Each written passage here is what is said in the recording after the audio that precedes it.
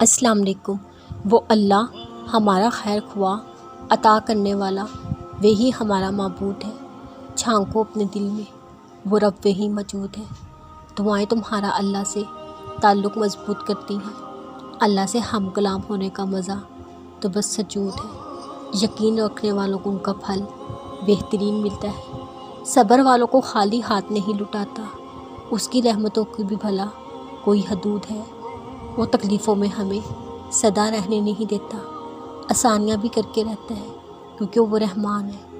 اس کی محبت ہمارے لیے لامحدود ہے۔ تہجد روح کا چین ہے، دلوں کا قرار ہے۔ یہ وہ لاڈ ہے جو اللہ پاک اپنے بندے پر نچھاور کر دیتے ہیں۔ اگر کبھی وقت تہجد تمہاری آنکھ کھل جائے، سمجھ دینا تمہیں عرش پر یاد کیا جا رہا ہے۔ تمہاری دعاؤں کو قبولیت تک کی رسائی ملنے والی ہے۔ تمہیں پاک کرنے کے لیے خود رب کی ذات تمہیں اپنی محبت کی دعوت دے رہی ہے۔ نصیب میں لکھی ہوئی خوشیاں نہ وقت سے پہلے مل سکتی ہیں نہ وقت کے بعد۔ جس وقت وہ خوشیاں ملنی ہو، انسان بہت مرتبہ اس وقت کو ہی ناشکری شکووں کی نظر کر دیتا ہے، کسی اور کی خوشیوں میں خوش ہو جاتا۔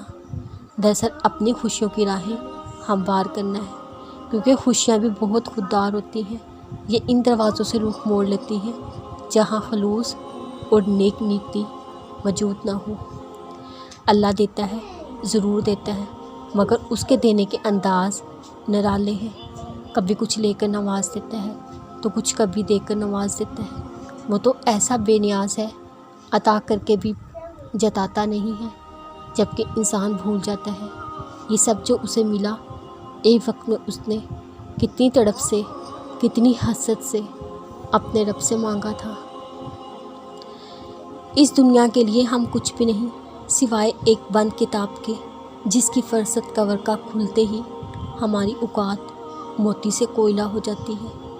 ایک وہی رب ہے جو ہمارے ہر سیاہ و سفید کو جانتا ہے، پھر بھی وہ ہمارے گناہوں پہ پردہ ڈال کر ہمیں رسوائی سے بچا لیتا ہے، کیونکہ وہ جانتا ہے ہم اس کے اپنے ہیں۔ بے شک وہ اپنے بندوں کو بے مول نہیں ہونے دیتا۔ مشکل میں انسان کو صرف رب یاد آتا ہے۔